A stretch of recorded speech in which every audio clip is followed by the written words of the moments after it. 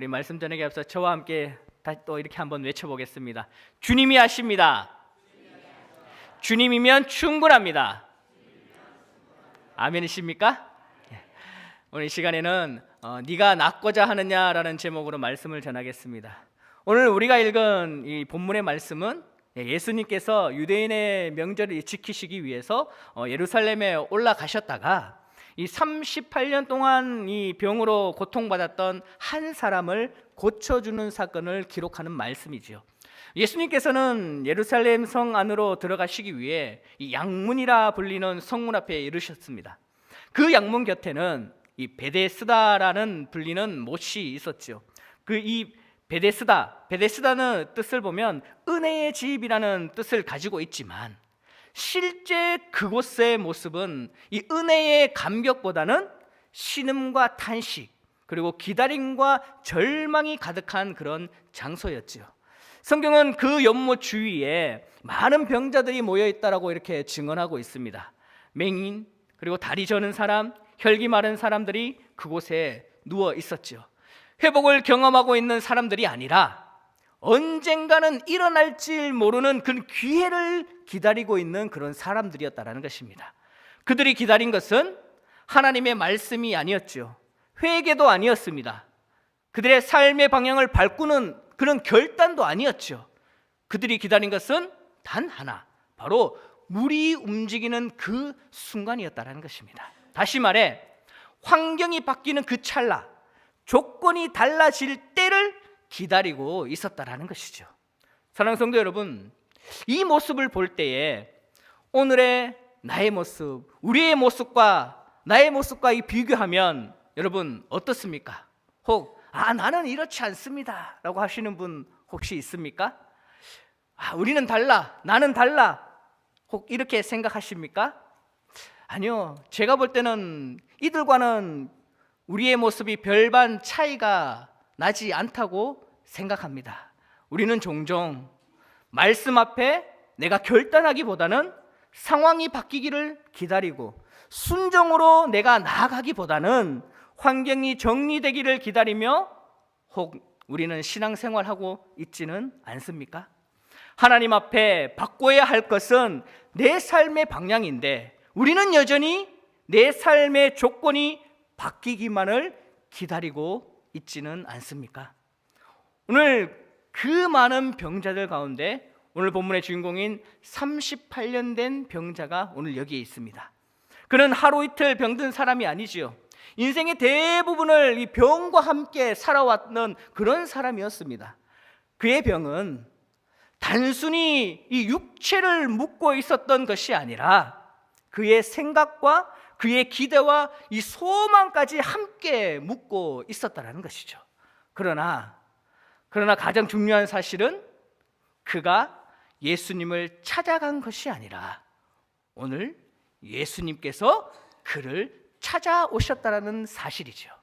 그는 여전히 그곳에 누워 있었고 여전히 기다리고 있었지만 주님은 그 절망의 자리를 외면하지 않으시고 직접 찾아오셨다는 것입니다. 오늘 이 예배의 자리가 바로 그런 자리이기를 간절히 원합니다.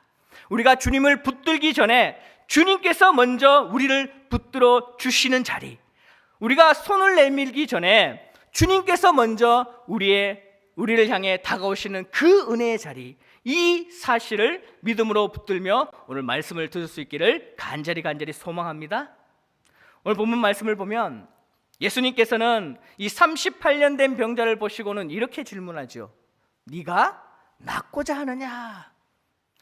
여러분, 이 질문을 보면 그냥 단순해 보입니다. 그러나 실상은 이 병자의 인생 전체를 꿰뚫는 매우 근본적인 질문이었다는 것이죠.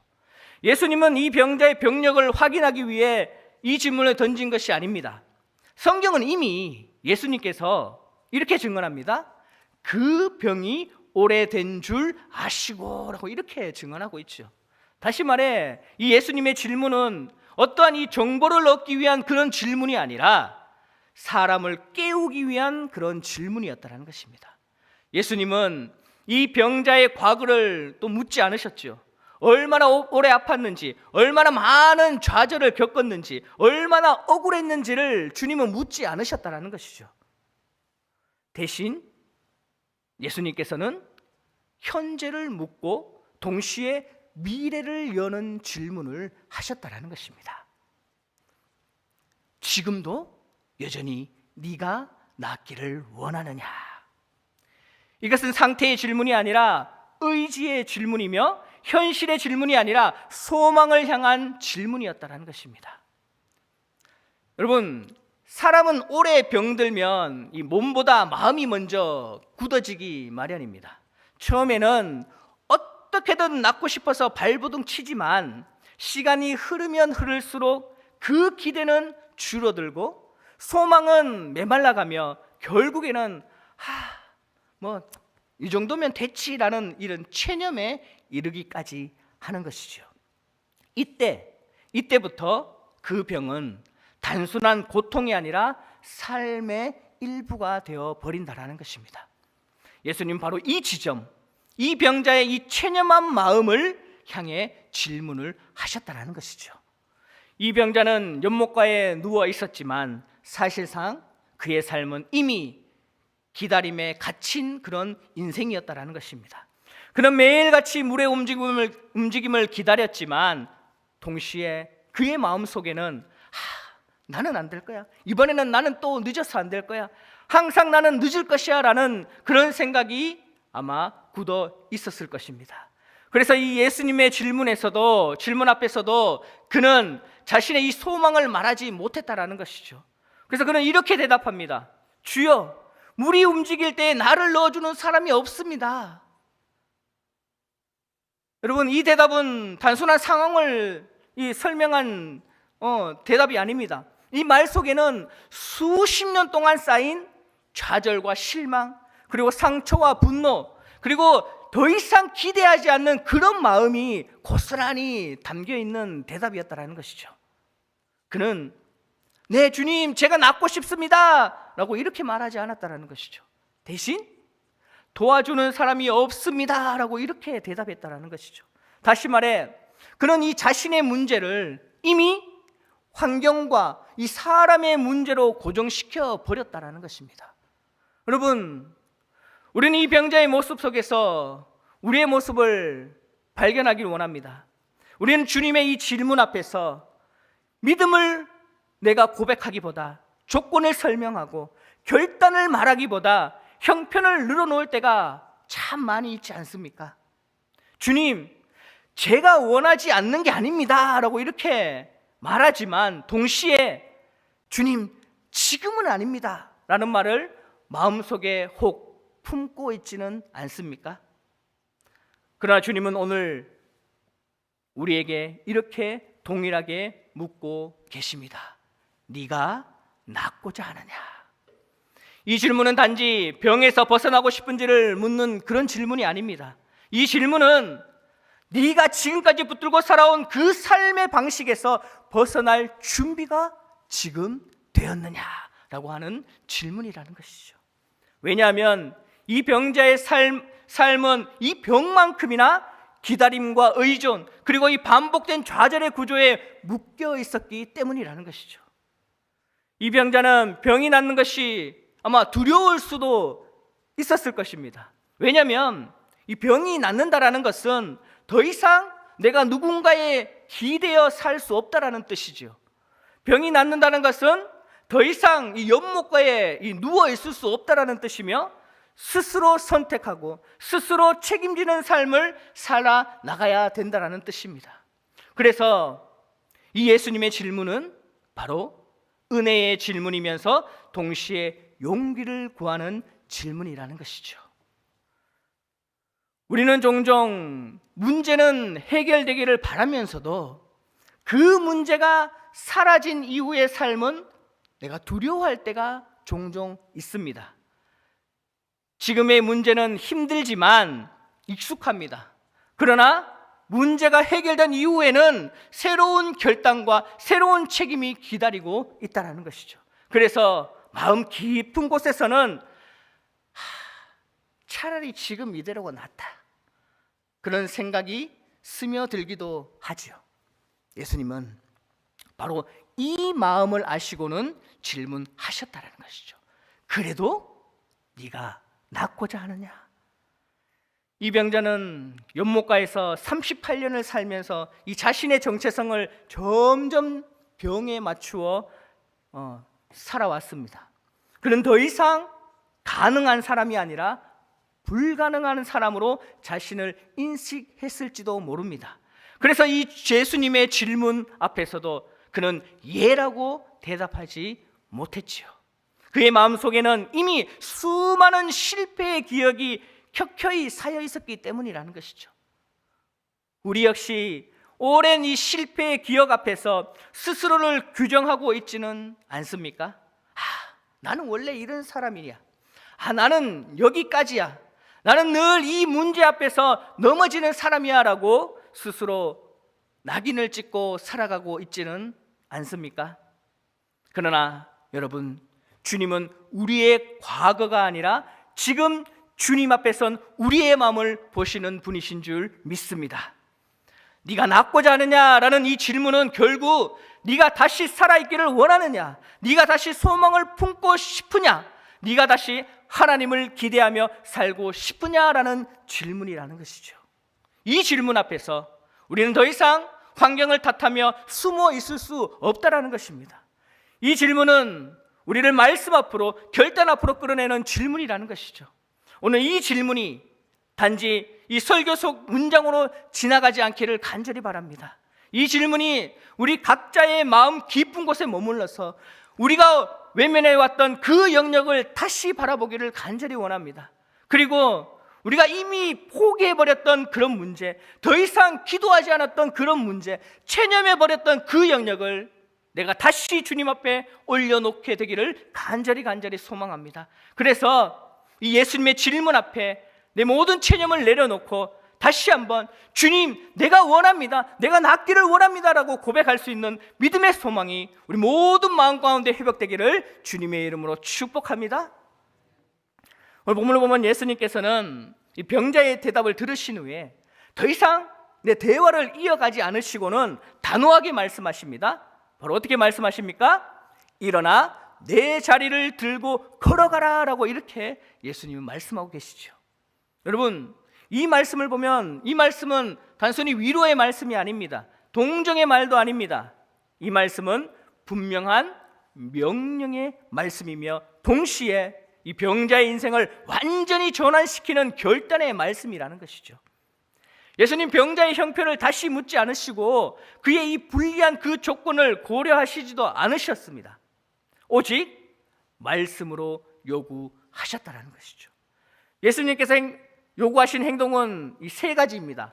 첫 번째는 일어나라입니다. 이는 단순히 몸을 일으키라는 말이 아니라 체념에서 벗어나라는 명령이죠. 그동안 누워 살던 인생, 기다리며 묶였던 그 삶의 태도에서 벗어나라는 하나님의 부르심이라는 것이죠. 그리고 두 번째는 내 자리를 들라라고 말씀하고 계십니다. 이는 이 과거의 삶을 정리하라는 그런 의미가 아니라 더 이상 그 자리에 돌아오지 말라는 말씀이며 병자였던 그 정체성을 내려놓으라는 요구라는 것이죠. 그리고 세 번째, 바로 걸어가라입니다. 이는 이제 새로운 삶을 살아가라는 말씀이죠. 누워있는 인생이 아니라 책임지고 살아가는 인생으로 나아가라는 초청입니다. 그런데 이 말씀은 가만히 보면 이 38년 동안 걷지 못한 사람에게는 상식적으로는 말이 되지 않는 그런 말씀 아닙니까? 경험으로 보면 불가능한 그런 말씀입니다.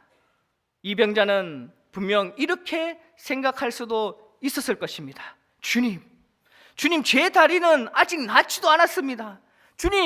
주님께서 먼저 고쳐주셔야 내가 걸을 수 있지 않겠습니까?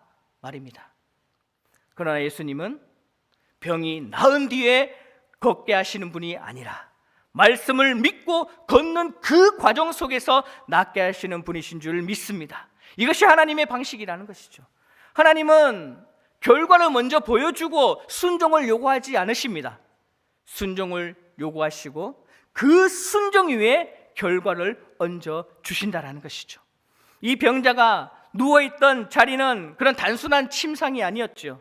그 자리는 그가 오랫동안 머물러 왔던 삶의 방식이었고 더 이상 상처받지 않아도 되는 그런 안전한 자리였으며 동시에 변화되지 않아도 되는 그런 체념의 자리였습니다. 예수님은 그 자리를 들고 가라고 하심으로써 그 안전한 체념을 내려놓고 믿음의 위험을 감수하라고 오늘 말씀하고 계신다는 것이죠. 여러분, 주님께서 오늘 우리에게 동일하게 말씀하실 때가 있습니다. 먼저 나아진 다음에 순종하라고 말씀하시지 않습니다. 먼저 상황이 바뀐 다음에 움직이라고 주님은 말씀하시지 않습니다.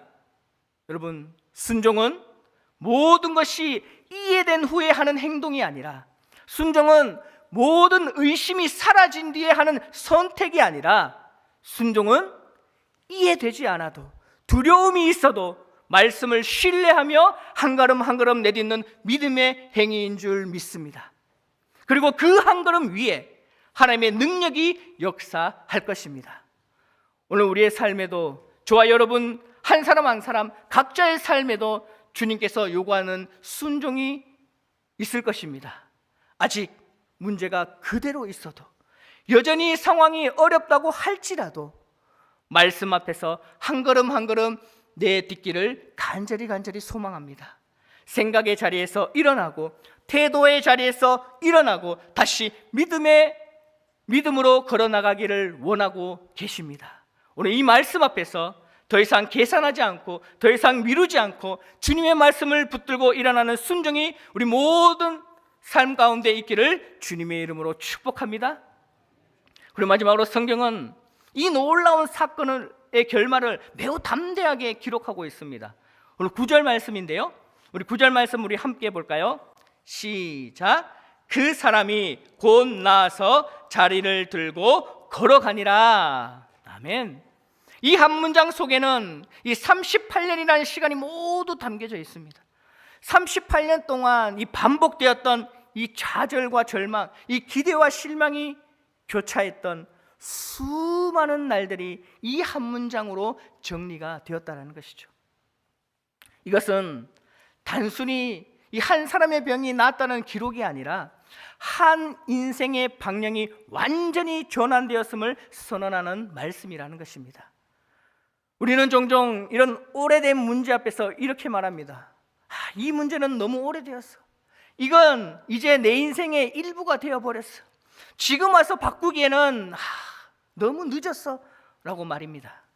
그러나 오늘 본문은 분명히 우리에게 보여주고 있습니다. 문제의 연수가 하나님의 역사를 제한하지 못한다는 사실, 사람의 체념이 깊어질수록 하나님의 은혜는 더 선명해질 수 있다는 그 사실. 이 병자는 더 이상 이 베데스다 연못가에 누워있는 사람이 아니지요. 그는 더 이상 이 물의 움직임을 바라보며 살지 않습니다. 그는 더 이상 다른 사람이 먼저 들어가는 것을 보며 자신의 인생을 비교하지 않습니다. 그는 자신의 발로 일어나 자신의 자리를 들고 자신의 길을 걸어가는 그런 사람이 되었다라는 것입니다. 기다리는 인생에서 살아내는 인생으로 바뀌었다라는 것이죠. 여기서 저는 여기에 주목하고 싶습니다. 바로 자리를 들고라는 이 말씀. 예수님은 이 병자에게 자리를 버리라고 하지 않으셨습니다. 들고 가라고 말씀하셨습니다. 이는 그가 과거를 부정하거나 지워버려라는 그런 의미가 아니죠. 오히려 그 누웠던 자리, 무기력했던 그 자리, 눈물 흘렸던 그 자리를 은혜의 증거로 가지고 가라는 의미라는 것이죠. 하나님은 우리의 삶의 문제를 해결하실 때에 그 문제를 없애버리는 방식만 사용하지 않으십니다. 오히려 그 문제를 통해 하나님이 어떤 분이신지를 드러내시고 우리가 어떤 사람으로 다시 세워져야 하는지를 보여주는 그런 분이시라는 것이죠. 그래서 하나님은 상처를 흔적으로 남기시되 그 흔적이 더 이상 우리를 묶지 않게 하신다는 것이죠. 이 병자는 이제 새로운 책임을 가진 사람으로 살아가야 합니다. 그는 더 이상 이 연못가에서 동정을 받는 사람이 아니라 공동체 안에서 살아가는 사람이죠. 그는 이제 자신의 다리로 삶을 감당해야 하고 자신의 선택으로 하루를 살아내야 한다는 것입니다. 여러분, 치유는 끝이 아니라 시작입니다. 은혜는 안식이 아니라 사명입니다. 오늘 우리의 삶에도 이런 오래된 문제가 다들 있을 것입니다. 오랫동안 기도했지만 여전히 나에게 해결되어지지 않는 그러한 문제, 반복해서 넘어졌던 그 영역, 다시는 변하지 않을 것 같고 느껴졌던 그러한 부분이 우리 모두에게 있을 것입니다. 그러나 오늘 본문은 분명하게 우리에게 말하고 있습니다. 그 문제의 크기나 기간이 중요한 것이 아니라 말씀 앞에 순종하는 순간이 중요하다는 사실. 주님은 오늘도 저와 여러분에게 이렇게 말씀하십니다. 일어나라, 더 이상 그 자리에서 머물러 있지 말라 라고 오늘 말씀하고 계십니다. 설명만 반복하지 말고 결단으로 나아가라는 그런 말씀입니다. 그리고 그 말씀에 순종할 때에 하나님께서 우리 삶 가운데 새로운 길을 열어주실 줄 믿습니다. 오늘 이 말씀 앞에서 그 오래된 문제 앞에 다시 한번 소망을 품고 말씀을 따라 일어나가는 믿음의 결단이 우리 모두에 있기를 간절히 소망합니다.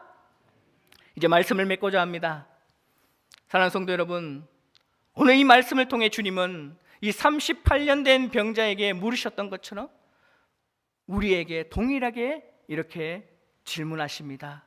네가 낫고자 하느냐? 이 질문은요, 우리를 정죄하기 위한 질문이 아닙니다. 우리의 연약함을 들추어내어 부끄럽게 하려는 그런 질문도 아닙니다. 이 질문은 여전히 우리를 포기하지 않으시는 주님의 그 사랑의 질문이며 회복으로 부르시는 그 은혜의 초청이라는 것이죠. 주님은 우리가 얼마나 오래 누워있는지를 묻지 않으십니다. 왜 이렇게 늦었는지를 따지지 않으십니다. 대신 지금 이 순간, 지금 이 자리에 여전히 변화되기를 원하는지를 물으시고 계신다는 것이죠. 지금도 주님의 말씀 앞에서 한 걸음 내디딜 마음이 있는지를 지금 묻고 계신다는 것이죠. 어쩌면 우리 가운데는 이런 오래된 문제 때문에 이미 기대를 내려놓은 분들도 계실지도 모릅니다. 기도해도 보았지만 달라지지 않았고, 결단해 보았지만 다시 제자리로 돌아왔던 그 경험 때문에 스스로 마음의 문을 닫아버린 분도 계실지도 모릅니다. 그러나 여러분, 주님은 그런 우리를 향해 우리의 삶의 자리, 우리의 연못과 우리의 이 무기력의 자리로 여전히 찾아오셔서 일어나라, 말씀을 붙들고 걸어가라, 환경이 바뀌기를 기다리지 말고 말씀을 따라 움직이라고 오늘 우리에게 말씀하고 계십니다. 사랑하는 성도 여러분, 오늘 이 예배의 자리가 단순히 말씀을 듣고 돌아가는 그 자리가 아니라 삶의 방향이 전환되는 자리가 되기를 간절히 소망합니다. 오래된 체념의 자리에서 일어나 다시 말씀의 자리로, 순종의 자리로 걸어가는 그런 결단이 있기를 간절히 소망합니다. 이 38년 된 병자를 고치신 주님은 오늘도 동일한 주님이심을 믿습니다. 그 주님은 지금도 살아계시며 지금도 우리의 삶 가운데 역사하는 분이신 줄 믿습니다.